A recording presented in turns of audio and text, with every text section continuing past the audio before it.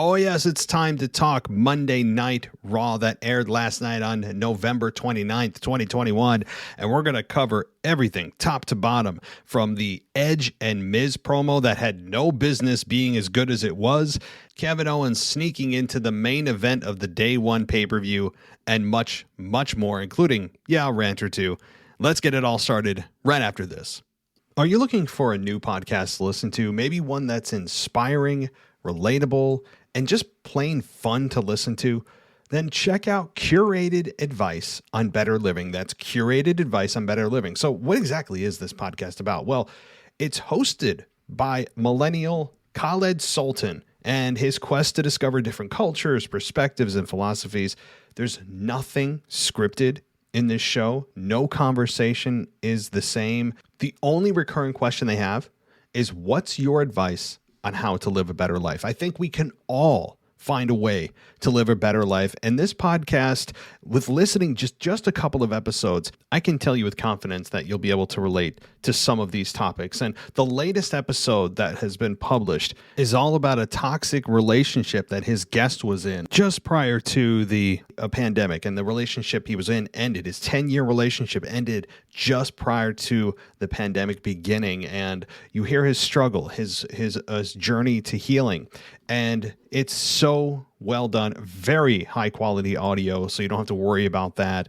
And you can find this podcast. It's called Curated Advice on Better Living. It's available really everywhere, right? Apple Podcasts, you have Breaker, Google Podcasts, Overcast, Pocket Cast, Spotify, Stitcher, and much more, including Anchor. So you're not going to want to miss this. Each episode is a different guest. And the latest episode, their fourth episode, they talk to a coworker from the radio on his career in radio. So you're not going to want to miss that. You can check out Curated Advice on Better Living and help yourself live a better life today. This is WWE superstar Drew McIntyre, and you're listening to the WWE Podcast. The champ is the one that everybody wants, me. Is going to WrestleMania. Claymore. Austin 316 says I just whipped your ass. This is my iron. You're going to acknowledge me.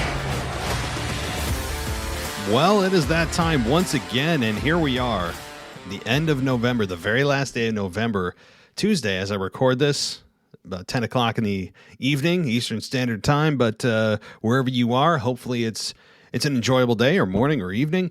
But first, I want to give a quick shout out to our latest patron of the show, Donald Bates. Donald Bates, thank you so much for joining us on the WWE Podcast. Not only do you get this shout out, obviously, you get everything ad free, you get a link to the Discord server, and you get to come on the show once a month if you prefer. Not a requirement, obviously, but thank you, Donald, for your support. And we're about to talk Monday Night Raw, and tomorrow we flip the calendar to December. Believe it or not, tomorrow, or as you listen to this, it is probably already December, and it's already 2022. I mean, a month away till 2022. It feels like we just changed to 2021, but here we are, and we're at the end of the year, which means we're about to gear up for WrestleMania season. I mean, we are right there, and I'm actually not sad we're not having a December pay-per-view. I've never been a fan of the gimmicked pay-per-views like TLC. I think it's become more of just a prop type of pay-per-view where there's like a chairs match and a tables match, and then there's a TLC where everything's there. It's overkill, and I don't need a pay-per-view just to have a pay-per-view. So I'm not sad that a day one pay-per-view is going to be on January 1st. It gives us something to all look forward to. We all, most of us anyway, have that day off. It does fall on a Saturday, so we're going to see how that goes. But, I'm all for it. And this is a pay-per-view shaping up to be pretty good. We have a triple threat that I told y'all was coming. I hate to say it. No, I don't. I told y'all. As many of you also predicted, it wasn't just me, that the triple threat was going to be on the table, if not a fatal four-way. But with Finn Balor losing match after match after match after match after match after match, I would think that he does not have a stake to claim for this WWE Championship matchup, which is really just sad because I think that he has a lot to offer in terms of in-ring, on the mic, and having a hell of a title run in him as a whole. I think he does. I think he is a polished performer. There is really no part of Finn Balor's character or him as an entertainer that we feel, at least I do, that there's something missing. Finn Balor is the total package. And I just think that his size is still getting to him, or at least getting to Vince McMahon. And speaking of Vince McMahon, can we just somehow start a petition? Start a petition, maybe on change.org, of like, can we not put Vince on TV unless there's a big storyline? And, you know, perhaps I'll eat my words, and this Austin Theory thing is leading to something bigger than I know. I was hoping it was leading to The Rock, and if some roundabout crazy way it still does, then okay. But having Vince on Raw or on TV at all should feel like there's a big purpose, a real storyline, something massive going on.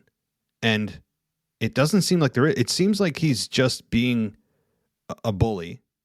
He's there to be the alpha male and say, expect the unexpected, and essentially emasculate his talent, one in Austin Theory, a guy that should stand up for himself. I mean, I know that he's a heel, but I don't know why Vince has suddenly taken a liking to him out of nowhere. So perhaps, you know, next week, the week after, Vince will get bored of Austin Theory and move on to his next shiny new toy. Vince has been known to do that throughout the years, and it's getting worse with age. So I don't understand why he's here. I was hoping after the failed egg storyline that was clearly, hopefully, not supposed to end with Austin Theory. I would hope that wasn't the end result for Vince coming back to TV. Now it's continuing. I was hoping it was done.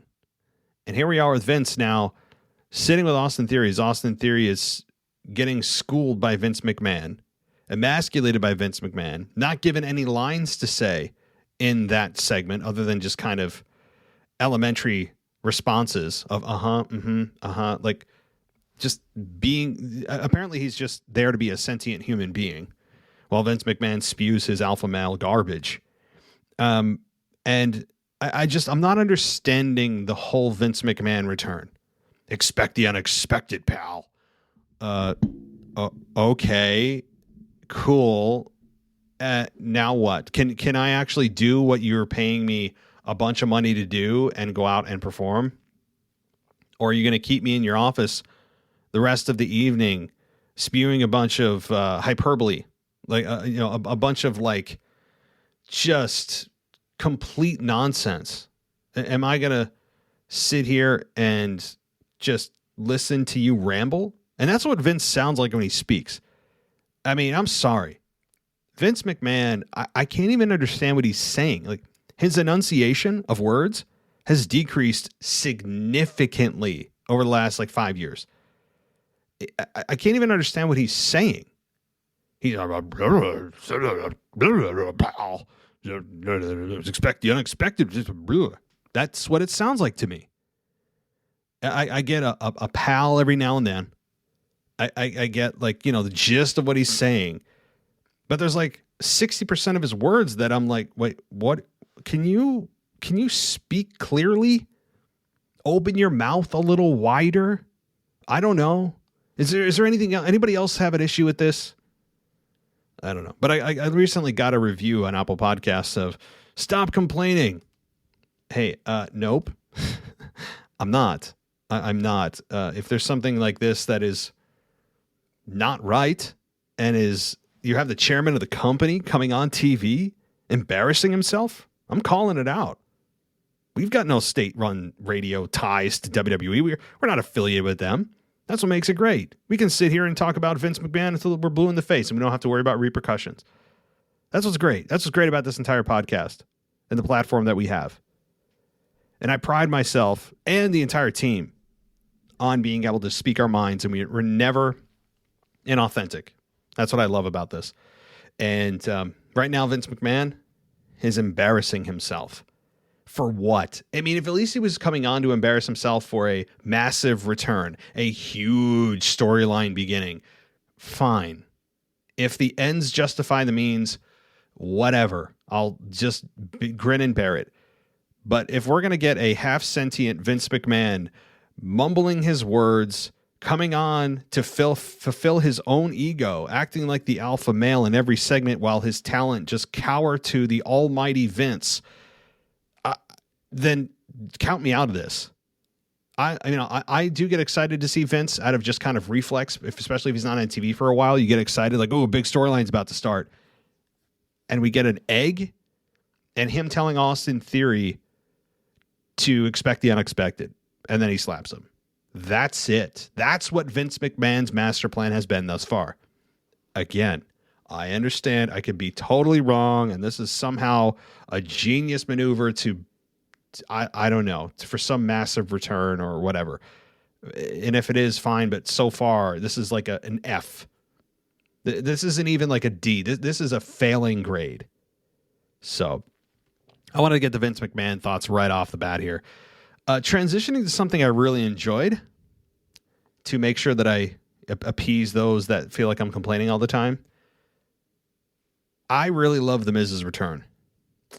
I never thought that I'd say those words, and I know people out there think that I'm going to be ripping on The Miz. No, I'm not. I'm not going to be ripping on The Miz. In fact, I think this is one of the most relevant segments that The Miz has been in years. And this whole interaction with Edge, as Edge comes back to a great pop, and I love Edge.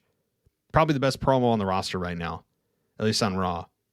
And I gotta say, Edge and Miz killed it. And I did not think I'd say that. When we had The Miz come out after Edge listed all the people that he could work with in the future, as this is kind of like a fresh new roster for him, and The Miz comes out, it's like it's kind of like brings the show down, doesn't it? You hear awesome, and you're like, ugh. And if everyone he just listed, or maybe somebody bigger that he didn't list, The Miz, and you're thinking, ugh. And I was, but then I see Maurice with him, and I see no John Morrison, and I'm like, okay, this is at least back to the roots of The Miz. We're not getting the sophomoric banter of him and John Morrison again. I'm not saying John Morrison's a bad talent. I actually think he could have been a hell of a hand and even contended for a world championship if they did it right. The problem I had was him and Miz together are just the worst. And they're dripstick garbage. All of their just high school shenanigans. That's the part I didn't like. I'm not saying the talent individually, but when Morrison's not with The Miz is infinitely more tolerable. So he comes out with Maurice, and Maurice looks like she's in good shape, and she seems to be, I guess, back as an active woman on the roster. I think that's essentially the announcement that The Miz made. And boy, they let it go here.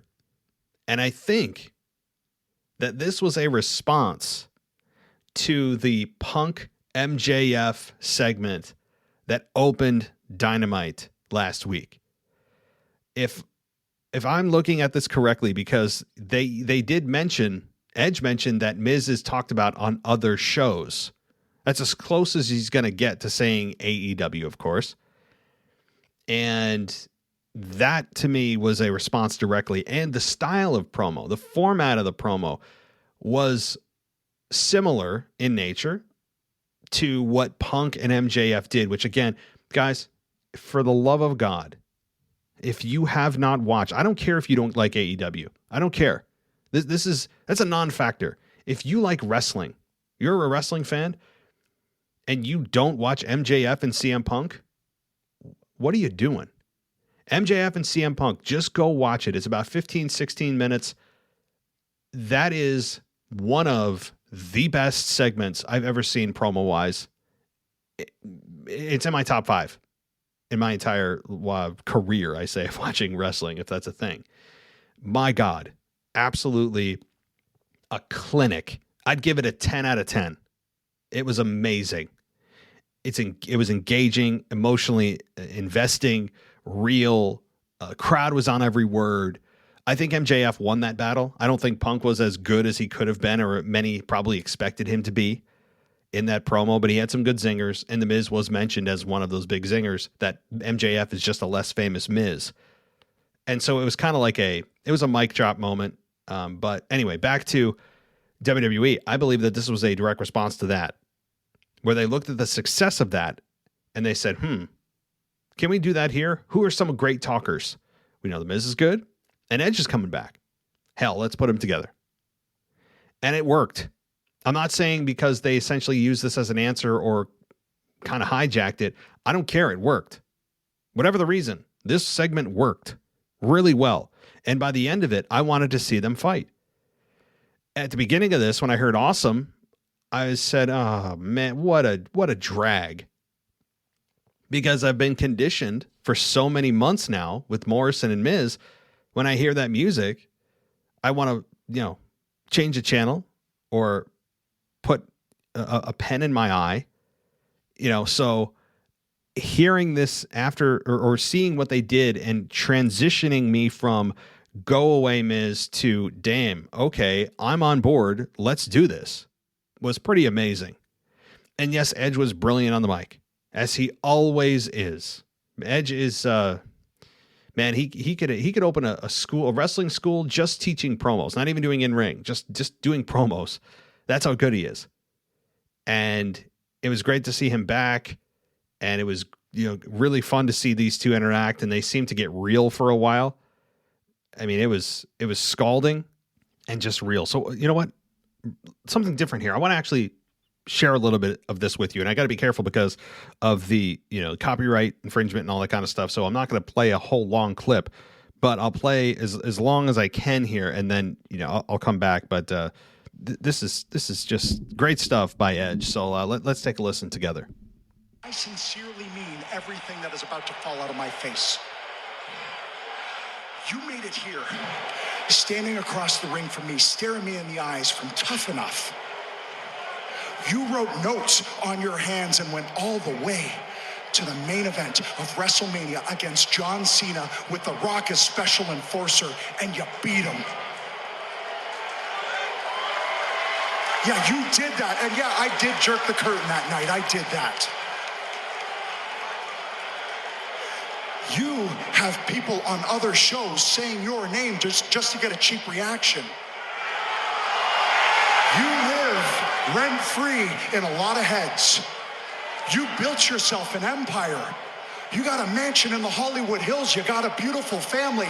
You made it further. You made it higher than anyone ever thought you would or could. Except for you.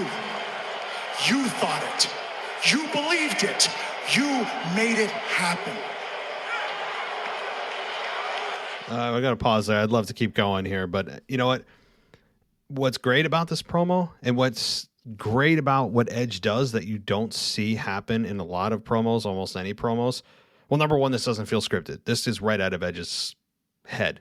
There is such a difference between when it's written on paper for somebody and when they feel it. I mean, this is an example of feeling it. The rest of the promos on Raw, that's an example of written. Even if it's memorized well, as human beings, we just have that sixth sense. But what's great about Edge is even when he's putting somebody down, he's actually lifting them up. Even as a heel, Miz as a heel, he's talking about the accolades of Miz and the things that he overcame, but then goes back to, you demand respect, I earn it, and all that kind of stuff. And he'll come back to slam down Miz, but he also, again, elevates the Miz and reminds people what he did. That's the brilliance of this. Is yes, he has some zingers and some moments and all that, but he also elevates the Miz. That is the sign of an ultra talented promo. That, my friends, is something you do not see. Most promos that are written for stars are designed to take down their opponent in a verbal way and elevate that individual person without the care to really worry about how badly you're tearing that person down to a point where the fans actually feel like they're being de-escalated, and it's all about just that individual. In this case, Edge takes the time to help elevate the Miz while reminding people what he's accomplished and where he came from, but also in kind of a backhanded way. It's brilliant. So, again, you heard Edge right there talk about him being mentioned on other shows to get a cheap reaction. Well, Edge, I got to disagree with you there. Miz has been compared to MJF for a long time, and MJF has been attacking Miz for a long time. That's not a cheap reaction. That's smart on CM Punk's part to mention a less famous Miz. So Edge can try to devalue what CM Punk did on AEW. No, I think I got to disagree with Edge there, but he's towing the company line. I mean, he's not going to mention AEW, certainly not going to mention the name CM Punk. We all know what he's referring to. You heard the crowd reaction to that, but I got to disagree with Edge and or management on that. He just said that for a cheap reaction. Nope. No, he didn't. It worked. It was relevant and it had substance. It wasn't just a name he pulled out. So, oh my God, he said a WWE name. Oh, no, it all made sense. It wasn't as superficial as you're making it out to be. It had context. So again, I know he's a company guy. I understand that he's going to do what the company wants him to do, but this is great. This is really good. So I don't want to spend too much more time on it, praising it, but I'm going to balance out the show, guys. This was great. One of the highlights of Monday Night Raw, if not the highlight of Monday Night Raw was this. So let me know what you guys think about this segment. Are you excited now to suddenly see Miz versus Edge? Did anybody feel that Miz was on Edge's radar? No, I didn't. But now I want to see it. And yes, the Miz is going to lose, probably at day one, leading to an actual match between Edge and whomever at Rumble, or if Edge inserts himself into the Royal Rumble, who knows? But this was, again, just a nice pit stop for Edge, because this is not going to be a long-term program, I don't think. But Edge mentioning tough enough, all that, just great stuff, just great stuff. So, okay, well, let's move on here. What do I dare get to next?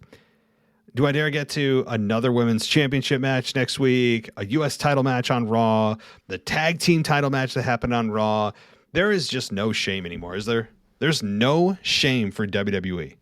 The sanctity of having championship matches and how they should feel special, which usually are reserved for pay-per-view events, it is now not just buried and dead, but they resurrected it and then executed it again. I mean, now some people don't have a problem with this. They want to throw out a million championship matches. I get it. That's cool. It's fun to watch. How can it be fun to watch when you see it every week and every championship is on the line every week? I mean, honestly, why don't we just turn every championship into 24/7 rules? I mean, that's where we're at this point. It's crazy. It's getting hilariously infuriating now. Before it was annoying and I was worried about the value of the championship and what a championship match used to mean. Now they're just, it's like Oprah. You get a championship match and you get a championship match and you get a championship match. What they're doing is clearly obvious. They're trying to boost ratings, boost interest. I understand why they do it, but they're not looking at this long term. They don't care about the long term damage. They're so short sighted on this. It's so easy and plain to see, and they don't realize what's in front of their face, or at least not down the line anyway. They see right in front of them. I should say they have good near sight, but beyond that, they can't look 10 feet past their own way here, and it's infuriating as a fan because championships feel like they mean less when you give championship matches away so often. And let's just jump into the tag team title match. How did Dolph Ziggler and Robert Roode earn a tag team title match exactly? They lost last week, clean. So how exactly did they earn one? Maybe I'm totally mistaken, and somewhere along the line they did earn one. I don't recall it. So I'm going to go on that assumption that they didn't necessarily explicitly earn a championship match. They're just, I guess, by existing in a tag team division that's paper thin, if you just exist as a tag team, you automatically get a championship match. I think that's the qualification that we're talking about here. So, I mean, it's not that I dislike Roode or Ziggler as a team, or the fact that there is a tag team championship match. That isn't even the worst part of it. It's that they're now just giving away championship matches without telling us how that individual or team earned that opportunity. That's the whole premise of having a championship, is that only the best of the best get an opportunity. So, Ziggler and Roode somehow, some way earned this, even after losing last week. Whatever. So we got, of course, Riddle and Orton, who are on a roll right now, and I'm still enjoying them together. I still do, and having Riddle put the wig on Randy and Randy getting annoyed with Ziggler, it's fine. Some people say, oh, it's elementary. Well, but it's in a way that Randy's serious, right? Like Randy balances the equation. I guess they balance each other out. But if Randy were to suddenly turn into like John Morrison, I'd have a huge problem with this. But Randy has set boundaries. He's not completely altering his character where he's this fun, jokey dude. Like there is still Randy Orton. He's still Randy Orton at his core. And we're able to see a little bit of a different, softer side of Randy, but not fully changing the fundamentals of what makes Randy Orton Randy Orton. I really appreciate that. Plus, I think if Randy Orton did that, the chemistry would be lost, right? Because that's what makes Riddle work, is the seriousness of Orton. And Riddle just never getting it, that Randy just finds him super annoying. And by the way, anybody else notice the shirt that Riddle was wearing? I found it really funny. Well, I think it said either "Hey Randy" or "Oh Randy," and it was like RAA. Like, I found that hilarious because you can hear Riddle saying that, in your mind. So I don't know. Maybe I'll pick up that shirt. It was really funny. But again, I think right now they're still working well. They're a well-oiled machine. They have great chemistry. They're both really good in the ring, obviously. Which again, they're at the top of the mountain right now, guys. They're riding high. They're riding that wave. What happens when that wave comes crashing down and they lose those championships? Do they also lose each other in the same way? Do they break up in the process? What happens? Does Randy turn on Riddle, or does Riddle turn on Randy? I would vote for that. I would really want to see a heel Riddle, but I don't think they'll go that way, even though it's kind of predictable that eventually Randy's going to RKO him, punt kick him, and kick him to the curb while the beloved and lovable kind of dorky surfer dude of Riddle comes firing back. And that to me is it's a simpler story to tell, but I don't know. Anybody else interested in seeing Riddle go heel? I don't know. We're probably a couple of months away from that, but it is starting to look like, okay, they're working too well together now. Now they're on a roll. They're champions. They've won some matches, a few weeks in a row now. Are we at the top? Are we on our way down? Like, where are we at in the process? So I don't know. I'm still enjoying them very much together. I think they still have that chemistry, and I don't believe that they were supposed to be this good when originally proposed, I'm sure. So, all right, Kevin Owens. Let's move on to him, guys. I've got some thoughts on Kevin Owens here. Is Kevin Owens really a heel? I mean, why are we supposed to dislike him? Why exactly are we supposed to dislike him again? He's the same guy he's been. There's really nothing that's changed. Okay, he ditched his team at Survivor Series, a match that really doesn't matter anyway. And he said he's going to be the guy that everyone thinks he is. Then, okay, I'll just be that guy. Okay, well, then we're the ones that put it on him, right? Or Seth Rollins is the one that put it on him. And he's just going along with what he thinks people view him as. And I don't know. I don't understand the real premise of the foundation of why we're supposed to hate Kevin Owens. Like, what is that reason? They haven't given us one.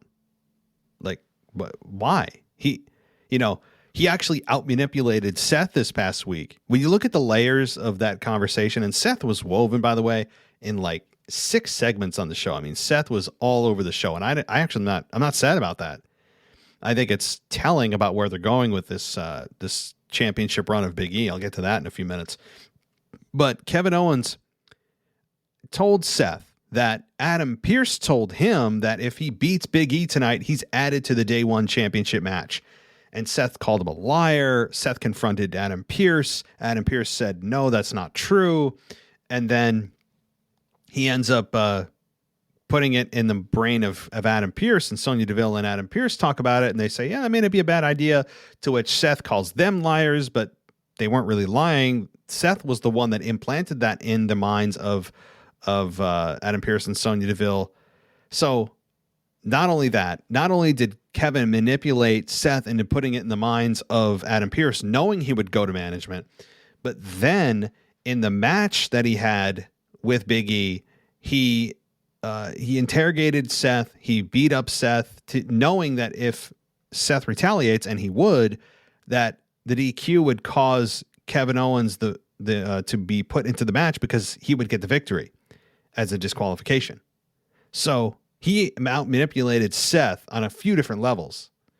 Now you could argue, well, okay, why did he need Seth to go to management? Why didn't Kevin Owens just go to Adam Pearce and just say, hey, can we make this happen? Why did he need Seth to do that? He has a mouth. I don't know why has more value coming from Seth than it would have if Kevin just went to them himself. But I see the levels of manipulation, and I think honestly, like, that's not a heel thing to do. That's a babyface thing to do. When you outsmart somebody, that's a babyface thing. And so again, I ask, why are we supposed to hate KO? For what reason? What has he done? He attacked Big E, which was essentially, quote unquote, his heel turn a few weeks ago. But Big E was the one that attacked KO the week before, so it was really retaliation. I'm not following this. Another tweener. Why do we need tweeners? It's like, it kind of feels like a Becky Lynch situation. Like, you're a heel, but not really. You get booed, but people still love you. So, like, what are you? It's weird. So, of course, the main event did see Kevin Owens versus Big E.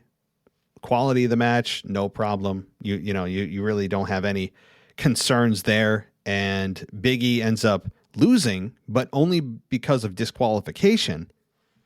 Seth on commentary is actually a good thing. There are very few wrestlers on the men's and or women's side that add to their character when they're on the mic, at least on commentary, because there's no script there. It's all you. And the announcers guide answers, and they try to give them softballs. Like, the common answer is, in a matchup where there's, for example, a number one contenders match, and the announcer will somebody will inevitably ask the individual, who would you rather face? Who do you want to win this matchup? And whoever's on commentary, the wrestlers that's on commentary will always say something in between. That they don't care. They don't care who it is. It's just a flat, patented response every time. But obviously, in this matchup, this was not a number one contenders. This was to add KO or not. And Kevin Owens attacked Seth. Seth held it together once. He then brutally attacked Seth. Seth then retaliated, which caused the DQ, and KO gets put into the matchup. Big E didn't have a whole lot to say prior to the match. Something generic along the lines of, triple threat isn't ideal. It does lower my chances of winning, but he wasn't outraged about it, and he is, I have to say, look, his promos, I think, have gotten a little bit better. He's still doing the silly clapping of New Day Rocks, all that stuff. So again, all stuff that continues to tie him back to the New Day. And I think it's a bad thing, but the one thing Big E is just the worst at. I mean, and maybe it's not the worst in terms of most people's eyes of this is a bad thing, but from a TV standpoint, Big E is the absolute king of talking to somebody sideways. I mean, he could instruct a class. He could be the professor about WWE production. And when you're talking to an interviewer, when somebody asks you a question, like I think it was Patrick, is that his last name? Kevin Patrick? Is that right? I feel like that's too generic, but it might be. When he's asking Big E about the triple threat possibility, Big E's not talking to Patrick. He's talking to the camera, of which you're supposed to pretend isn't there. But he's clearly just standing like completely parallel to the camera to make sure his entire shot is there. Like, you're not responding to the person that asked you the question. You're just kind of side-eyeing them. Big E is by far the biggest offender of this. Again, he is the master at this. He's got a PhD in it. And, other people are guilty of it. And you know what? It may not even be them individually. They're taught to do this. because they're taught that the camera is the eye through which millions of people view the product. So they want to be able to see you fully, but I don't care if I see you fully. I want the segment to feel real. I don't want it to feel like you're playing for the camera that you're supposed to also pretend at the same time is not there. It's a very weird contrast of which, Kevin Dunn in production doesn't give a damn, right? He'd rather produce movies than pro wrestling. And, Vince obviously doesn't care either. It's just a small thing that's so easily correctable. Why is everybody standing parallel to the camera? Or when there's a group of people, everybody has to be single file. I mean, all right, I'll stop because I've ranted about this before. But Big E, I mean, it was egregiously hilarious this week.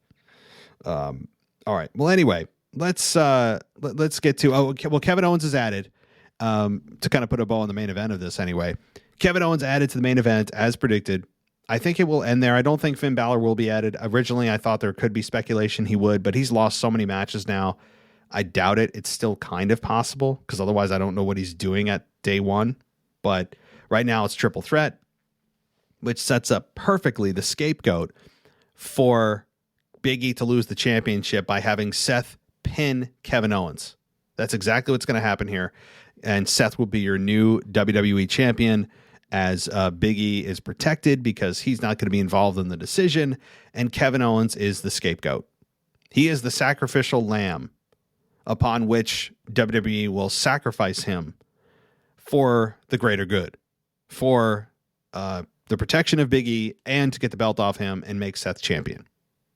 Because they can't have Seth straight out beat Big E. Now, the matchup between Seth Rollins and Finn Balor, I'm surprised we got it. I figured that this would be strung out a little bit longer and this would go to a day one matchup. Or at least maybe a Raw, a couple of Raws down the line before day one. Nope, they went right to it.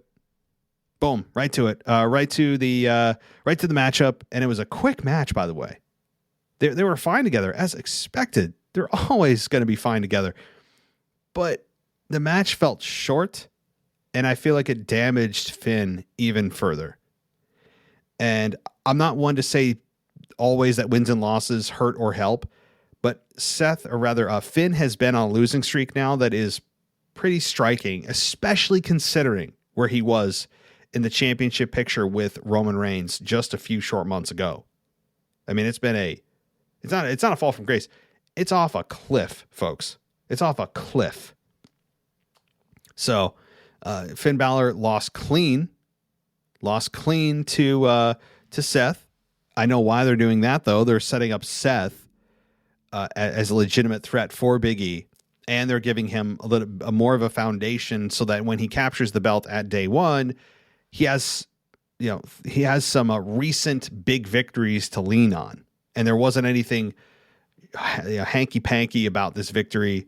No hook or crook, no rolling of the tights, no anything other than the poke to the eye. But that's pretty much it. I mean, the poke to the eye, you could, okay, that was the one protection. I wouldn't call the poke to the eye protection. I'm sorry. I mean, with everything else, the referee lets go, like slamming into the steel steps. Apparently that's legal, right? Just the most ridiculous things that are apparently legal.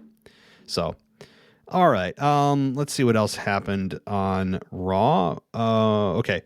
Liv Morgan and Becky Lynch have a contract signing. By the way, Liv never signed the contract. I think she forgot. Unless I missed it and turned and I was doing something else. I don't think Liv actually signed the contract. So we got to check on that. But we got this really nice segment here. It did set up for a 5-on-5 women's match for later in the night. Basically, it was every woman they had available in one match. Like that's essentially what it was. It was a full women's roster match. That's what this was. I might as well relabel it. And we got this nice promo from Liv Morgan here, and it felt like she finally caught a little fire with Becky. And you know what? In keeping with the theme of this show, let's hear a little bit of that promo from Liv Morgan right now.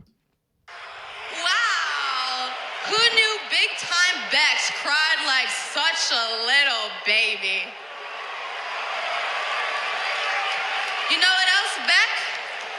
You're the reason why your friend is gone, just like your big, fat, greedy contract is the reason why my friends are gone. You're nothing but a bully. So tell me, how does it feel knowing that you become everything you once despised? You resented Charlotte Flair for making you her number 2, and you want me to be yours? Huh. Okay, well, unfortunately for you, I learned from all your past mistakes. You're not the Becky I once admired, and I'm not the Liv that you left behind. So if my punch last week wasn't enough to show you what I'm capable of now, then maybe this next one will. Okay, so we'll stop there. Easily Liv's best promo to date. I mean, now the bar's not set too high on that, but this was really nice by Liv Morgan. I mean, it was the night of promos. It was a great night of promos here on Raw, generally speaking. And this was Liv right now feeling like she's breaking out. Now, do I believe that Liv is going to beat Becky Lynch next week on Monday Night Raw? Hell no. Hell no. That's not the point. As I've said, and I continue to stand by this, I believe that this right now, the match next week on Raw, WWE is using as a litmus test for how the crowd reacts when she gets screwed over. Does the crowd care? Do they feel apathetic? What do they chant? What happens? Or do they not care at all? The worst thing that can happen is after all of this talk about Liv Morgan being underutilized, not given a chance, is when she gets screwed next week or maybe loses outright, that the fans don't care and don't react, right? That would be the worst, because I believe WWE would take that to heart and go, yeah, it doesn't seem like all of that talk about her being screwed over and underutilized for so many years was any real anger. It sounds like it was all just talk by the fans. What'll make it real for WWE, if you're a Liv Morgan fan, is to make noise about this when she gets screwed and when she loses next week. The point would be to use that opportunity to voice your opinion. Especially if you're going to the show, my God, if you're going to the show, then be loud about this, because I really believe that WWE is using this as a test the waters to see if what we're talking about for Liv for so long is real or if it's just all talk on Twitter. And that's really my belief. So no way Liv Morgan's winning next week. That's not the point. And I don't think her championship, Becky Lynch's championship, is in jeopardy at all. And Liv, you gotta win that. You gotta sign the contract. You gotta sign it. Also, one thing about contract signings, does anybody ever notice contract signings usually happen like close to the pay-per-view after they've already announced the match is going to happen? So how does that work? How can you make something official if they didn't sign the contract yet? And also, does every match have to have a contract signing? Because I see a lot of matches that happen impromptu. Did they sign the contract afterwards? Did they take a commercial break and have the attorneys come out and say, sign this quick, sign this quick? No. I mean, of course, contract signings are just eyewash. It's just part of the pro wrestling narrative when the storyline calls for it. You only have a contract signing when it's a big matchup. So that said, though, Liv, you got to sign your contract. I think you forgot there, sweetheart. Okay. Anyway, so we're getting that matchup next week. Let's continue on with other things that happened. The Street Profits defeat Alpha Academy via pinfall. And I'll read the CBS Sports on this because this was not on Hulu. When Montez Ford hit Chad Gable with a frog splash, AJ Styles was pretending to be blind after the Street Profits sprayed him with a fire extinguisher last week, but attempted to interfere at the end of the match, exposing the ruse while also not stopping the Profits from scoring the win. So, okay, AJ Styles pretended to be blind after the Street Profits sprayed him with a fire extinguisher last week, but attempted to interfere at the end of the match. Okay, so the Street Profits continue their winning ways. I mean, the Alpha Academy has really also fallen off the radar here. I was excited to see what Otis could do, and it seems like he's just back to eating pizza, in the middle of matches. So, I mean, I don't know. The Street Profits are kind of staying out of the title picture for right now, and that's fine. I think ultimately that's where the Street Profits need to live. I had enough of them as tag team champions, certainly during the pandemic era. They were almost unwatchable. I mean, remember the Viking Raiders and them? It was just nonsense. I want to gouge my eyes out thinking about it. But all right. United States Championship match. Damian Priest defeats Apollo Crews after hitting the Reckoning. Commander Aziz attempted to interfere, leading to his ejection from ringside, and the attempted interference caused Priest to snap once again, quickly finishing the match moments later. This is disappointing that they did this on a Raw. Again, this is something they could have built. It felt rushed. They had no time to build this. The only thing we had for this was Apollo Crews coming out a few weeks before the Survivor Series and saying that, basically I'm coming for your Intercontinental Championship, or rather United States Championship. That's it. From there, we didn't really get much of a promo from anybody. We haven't heard from Damian Priest in it feels like months. We still don't have an explanation from him of the sudden snapping that he's going through during matches. I'd like to have him explain that. But you and I both know, very unlikely there. But this match was fine. It was quick. I mean, both are good talent, especially Apollo Crews. And it was a very clean, quick victory for Damian Priest. I mean, I don't know. I mean, it's kind of crazy, And I mean, I don't know what they're ever going to do with Commander Aziz either. Maybe he'll, start his own Q-tip line. And maybe what'll happen is you could use the image of him standing there with a giant silver Q-tip as like a logo for a new Q-tip brand. Maybe that's his future. I'm not sure. But we do get this matchup, and it is a little bit disappointing that it was so quick with no build. I got to say, because it could have been so much more. So, okay. Let's continue on here. Rey and Dominic Mysterio defeat Cedric and Shelton when Dominic hits Benjamin with a frog splash. That's all that CBS Sports says about this. And that's probably all... that's probably the entire match, right? Like, I'm sure it wasn't in reality, but Rey and Dominic, are they ever splitting up? Are they just going to tease it? Like, what's happening here? I keep waiting to read that Rey and Dominic, shoved each other down, or there was some big argument, or, something big came of it. No, they just beat another team that hasn't won a match in about a year in Cedric and Shelton. Yeah, so that's pretty much it there. All right, well, did I cover everything already? Jeez, it feels like this was really quick.